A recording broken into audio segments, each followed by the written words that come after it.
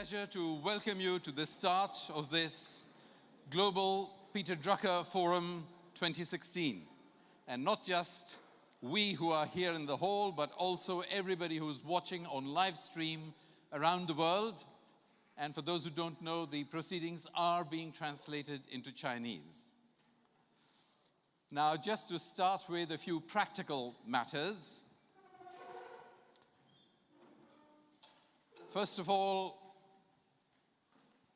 if you could please mute your mobile phones, saves everybody embarrassment and disturbance.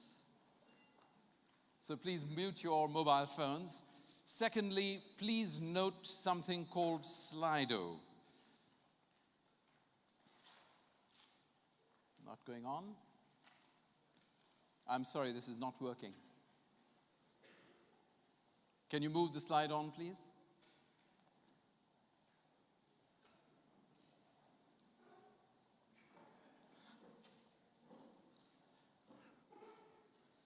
Okay, here we are. First of all, the forum would be impossible without our sponsors. So here's a list of all our sponsors. And I would like us all, please, to applaud them and thank them for kindly sponsoring the event. Thank you.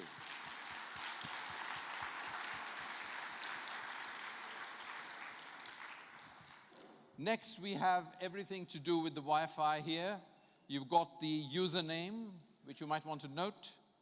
You've got the password. You've got the hashtag. And you've got the Twitter handle. Yes, quite easy, I think. And it is, of course, in your materials, but you might want to make a note of it. Next, there's Slido. And Slido is experimental. We've never actually used it in the forum earlier. But you might want to note that this is how you can communicate your questions to the panel chairs. So once the panel sessions start, you can shoot your questions to the panel chair using that. It's very easy to use, and your questions will be filtered by the chairperson concerned to the panel chairs. And the panel chair will see your questions here and can pick up your questions depending on the flow of the conference. Okay? Good. So much for preliminaries. I hope you've noticed the toilets. The men's are on a different level from the women. We like to keep everybody quite separate here. And it is time now for me to ask you, please, to welcome Richard Straub, the president of Drucker Society Europe and the spiritus rector behind the whole of our conference. Ladies and gentlemen, Richard Straub.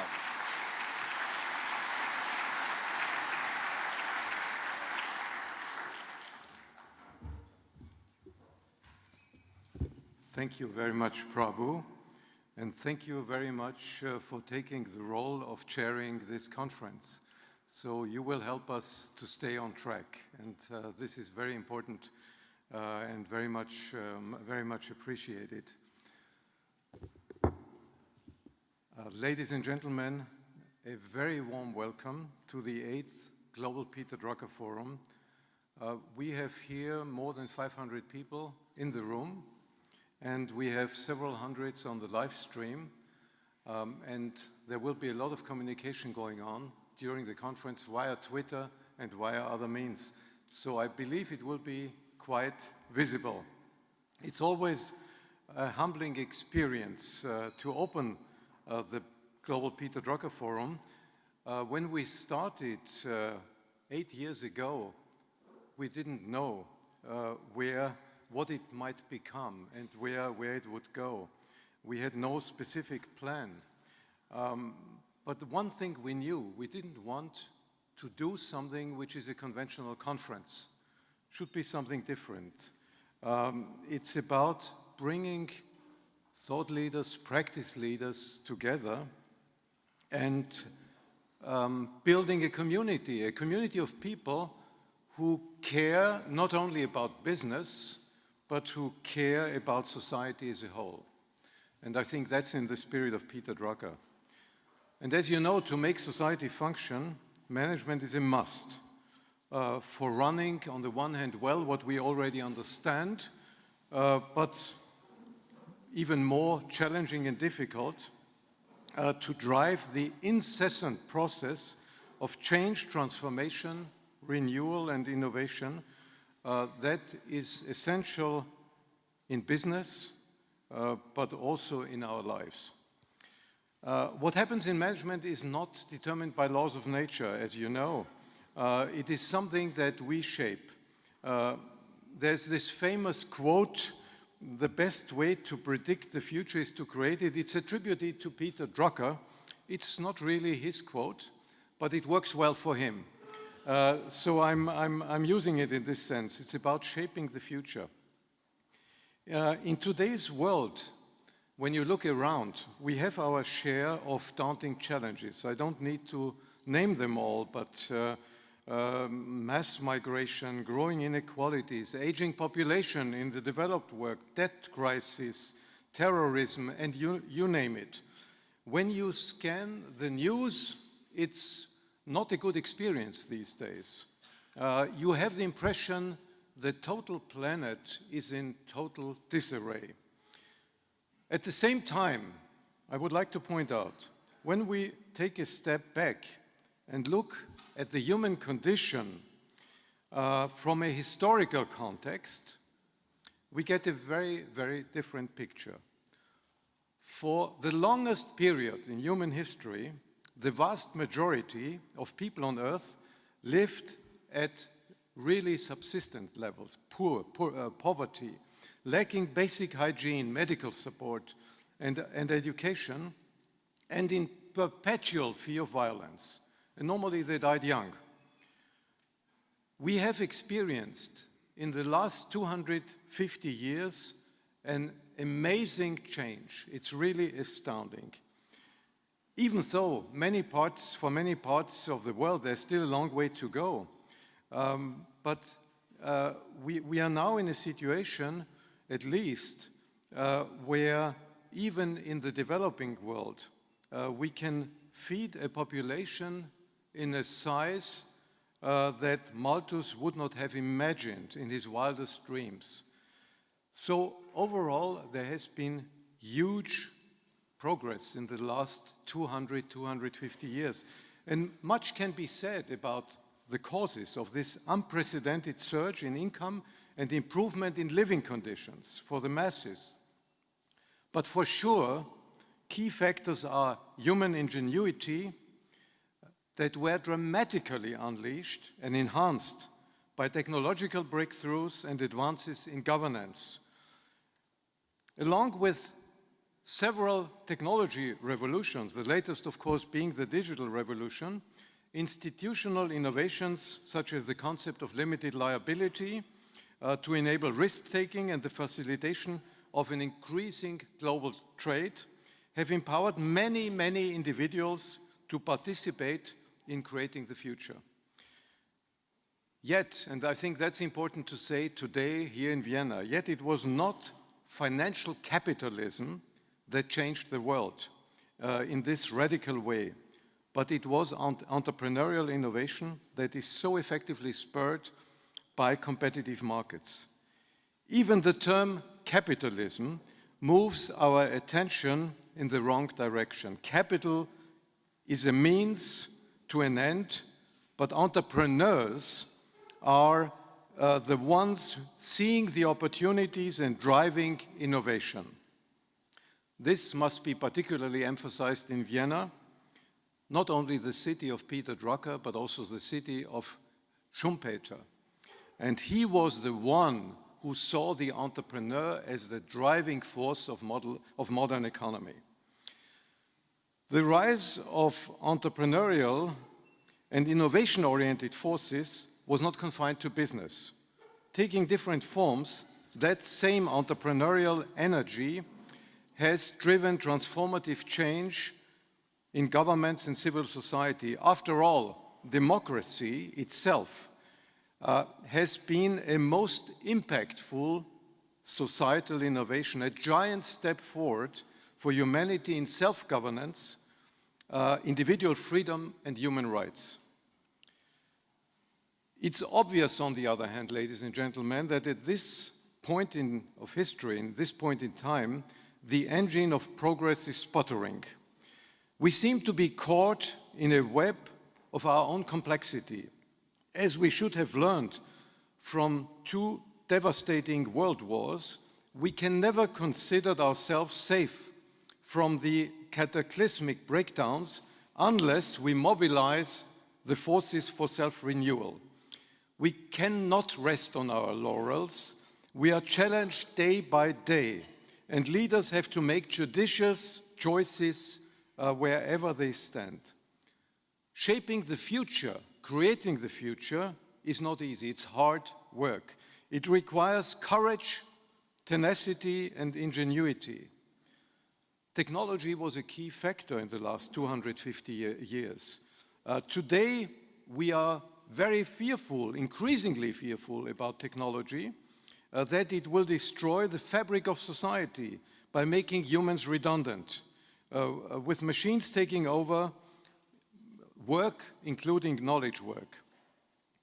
At the same time, I think we have to keep in mind the vast improvements in education, virtually unlimited access to the world's knowledge, and the formation of networked communities spanning the globe. We have now in our hands a creative potential that is totally unprecedented in history.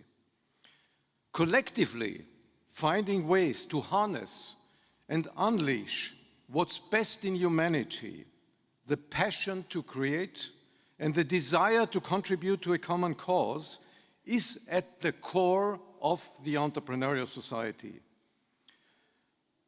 The challenge, we as managers know that the challenge is the how. How can we make it work? How can we manage the tradition towards this huge potential where I believe we have not even scratched the surface yet? With this gathering of eminent thinkers and practitioners, I hope a contribution can be made to move the needle in the right direction, not to provide simple answers, but the right questions and ideas that many of you can take back and apply in their specific setting. In this sense, I wish to you, to us all, an inspiring conference. Thank you for joining. Thank you for engaging in the Drucker Forum.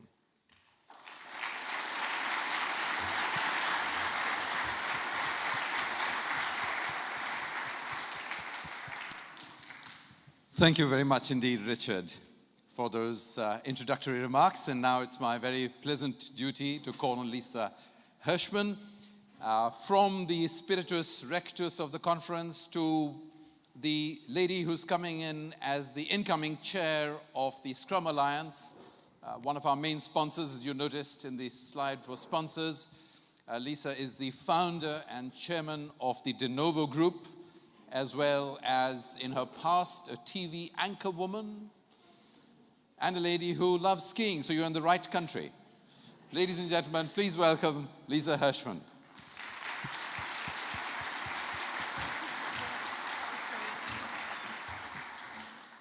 Thank you, Prabhu. Much appreciated. He said, I need something that people wouldn't normally know about you because we can read the bios. I was a little bit afraid of what I should share, but thank you. And thank you, Richard, as well. Thank you all for coming to this wonderful conference. With a sold-out conference, there's a lot to be said for the appetite for the topic. As I was preparing my remarks last week, I reread the conclusion of Peter Drucker's book, Innovation and Entrepreneurship, which dealt with what he called the coming entrepreneurial society. He begins by quoting Thomas Jefferson and his German contemporary Goethe on the topic of revolution and its supposed usefulness. He then goes on to say, yet revolution, as we have learned since Jefferson's days, are not the remedy. They cannot be predicted, directed, or controlled. They bring to power the wrong people.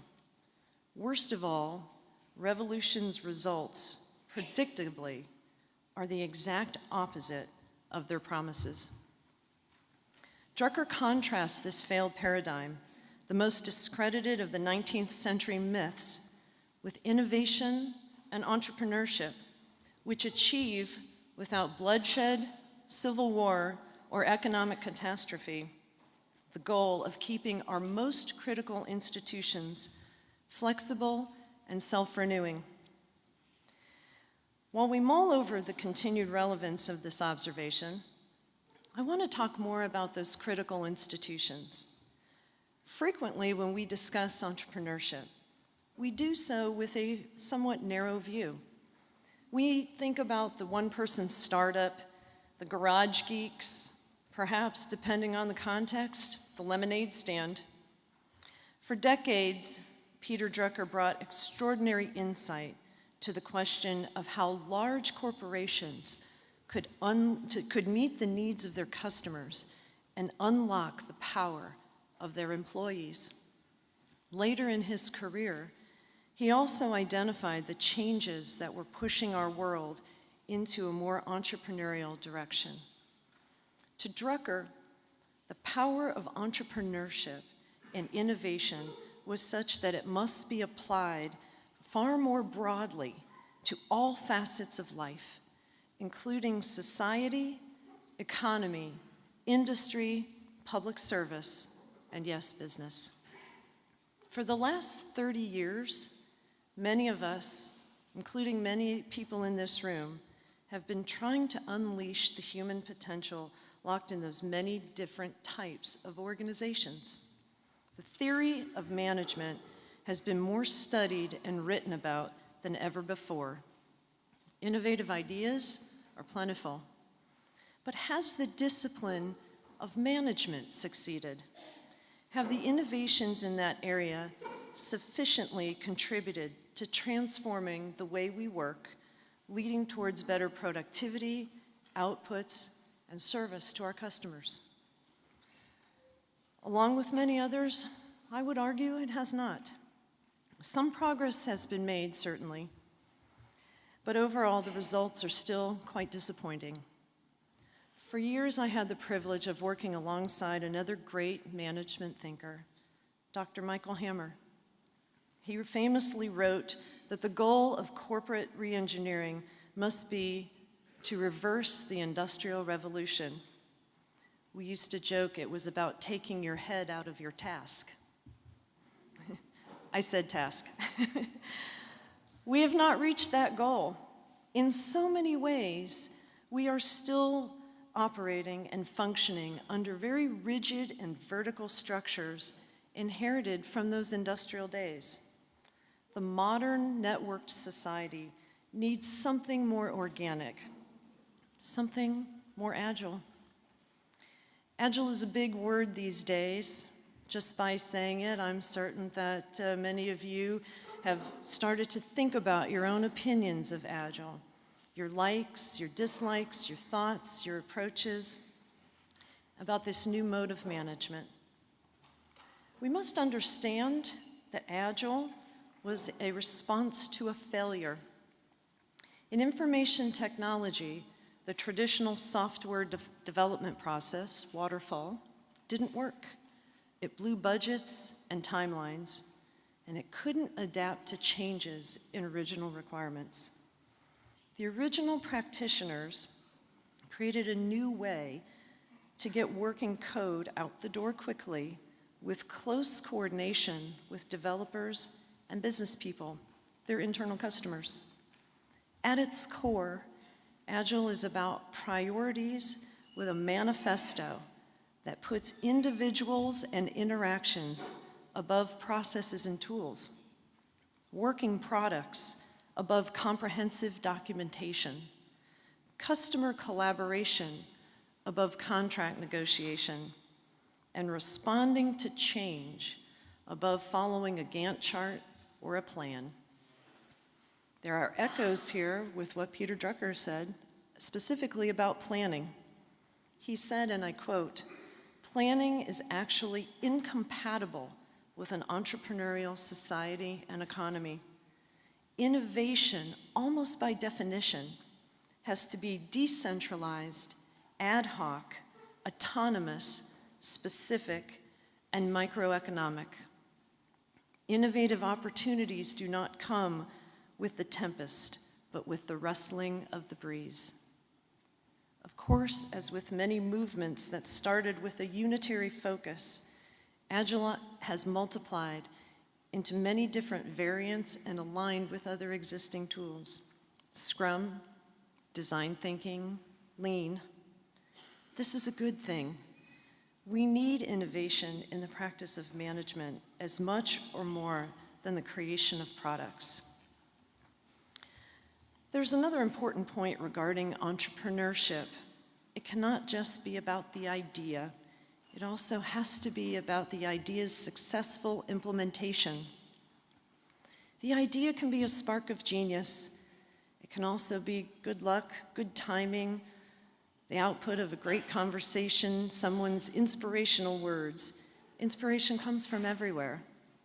Implementation, however, is management. And that, in a market as competitive and fast-moving as it ever has been, demands the practice of leadership with an open mind. Slavish devotion to just one approach or tool will leave an organization behind. Never focus on just one approach or tool. Nothing on its own can solve all of our issues. It's about ideas, approaches, methodologies, and tools that complement one another. Merging ideas and adopting what fits within your own organization and context are how companies are shaping the way their teams work together and deliver results. As one company that my firm works with said recently, if you have people who are engaged, empowered, and passionate about what they're doing, they're much more productive, and you will see results. Tried and true management principles, such as those from Peter Drucker, are therefore still enormously relevant in an entrepreneurial society. How far will this transition go in management progress? That's what we're all about to find out. Going back to my introduction, Drucker would say, we will see continuity and change, not revolution. In his book, The 5 Most Important Questions You Will Ever Ask About Your Organization. And by the way, if you haven't read it, it's under 100 pages, so there's no excuses. Drucker helps to focus entrepreneurs by asking 5 key questions.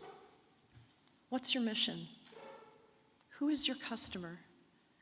What does your customer value? What are your results? And what is your plan? These remain important questions to be asked today. However, there are 4 more questions I will leave you with for the rest of this conference. What's the difference between an improvement and an innovation? Can you innovate your products without innovating your entire business, such as the way you work? What would happen if everyone in your organization saw themselves and behaved as entrepreneurs? And finally, how do you ensure you don't innovate yourself out of business? We're in a golden age of entrepreneurship and innovation, not just in products and services, but in the way business is done itself. Enjoy the conference, and I hope I get the chance to speak with all of you at some point during the next 2 days. Thank you.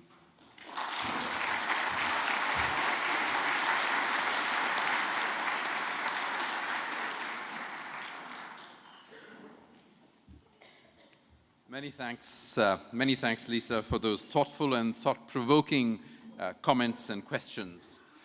Lisa drew attention to the fact that I'm providing very brief introductions, and that's because I don't want to insult your intelligence, since all these speakers and chairs' bios are already in the conference book, and also, of course, because we are very short of time in this conference.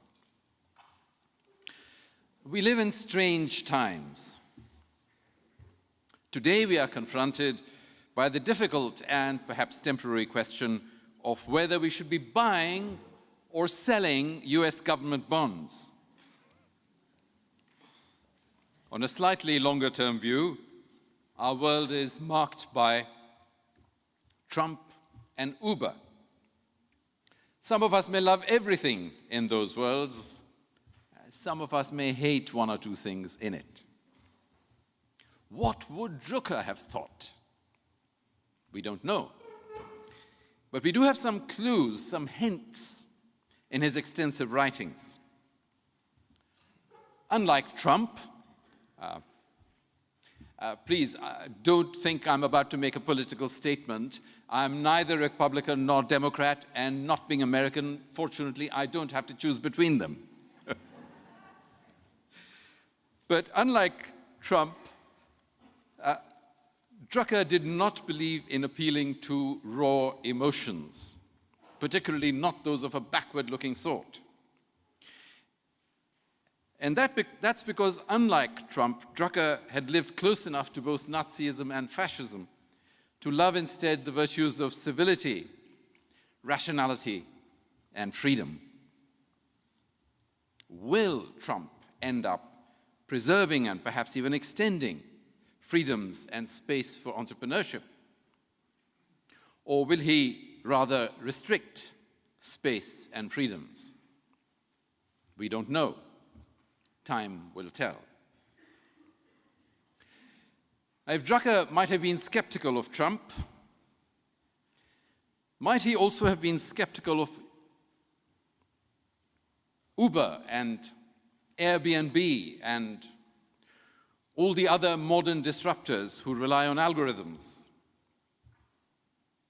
We might like to keep in mind that Drucker thought technology good, thought entrepreneurship good, but constantly leaned against those whom he regarded as mere data crunchers. When he heard John Maynard Keynes' lecture in 1934 in Cambridge, he put his reaction in these words: "I suddenly realized that Keynes and all the brilliant economics students in the room were interested in the behavior of commodities, of things, while I," says Drucker, "was interested in the behavior of people." Drucker belonged not to the rising camp today, which emphasizes, almost to the exclusion of anything else, numbers, abstract models, computing, and big data. Drucker was a Christian humanist, as all the early humanists were Christian, or, as we would say today, relationists, relationship people, relational people. And it is into that line of relationality or spirituality or philosophy or thinking and living to which Drucker belongs. A line or a tradition that emphasizes observation, insight, wisdom, which is to do with relationships and with wholes, the relationship between business and society, between sustainability and self-fulfillment, between ethics and profit, between economics and technology, and so on. Drucker was, of course, interested not just in the behavior of people, he was interested in people themselves, because it is, of course, actually impossible to be interested in the behavior of people without being interested in people. Some of us remember that Peter Drucker used to consciously write down autograph seekers' names on a napkin or some other odd piece of paper to get the spelling of the name correct before he wrote the actual inscription. And Rich Karlgaard, then publisher of Forbes magazine, remembers visiting Peter Drucker when he was old. And when he was so struck by Drucker, and I quote Karlgaard, apologizing for taking so long to answer the doorbell at his modest home in Claremont, California, he said he was still getting used to his new artificial knees. It is only when we as individuals and as organizations take human beings, that is, relationships, seriously. It is only when we are willing to develop a relational way of looking at things the relational lens, the relational dimension, not merely the financial lens or the environmental lens or the social justice lens. It is only when we learn to see the whole picture, all the relationships, as Peter Drucker did, it is only then that those personal and organizational virtues can be nurtured and developed by which any society, entrepreneurial or not, will become a society in which humanity can flourish, in which life can be truly enjoyed in what Jewish people call shalom. Life in all its dimensions, physical, intellectual, spiritual, and social. With those few introductory remarks from my side, it is my very pleasant task to ask members of the next panel to come swiftly to the stage and take their seats. And of course, to introduce you to the lady who edited the very last 2 articles which Peter Drucker published, wrote for Harvard Business Review. Ladies and gentlemen, may I ask you please to welcome the executive editor of Harvard Business Review, Sarah Cliff.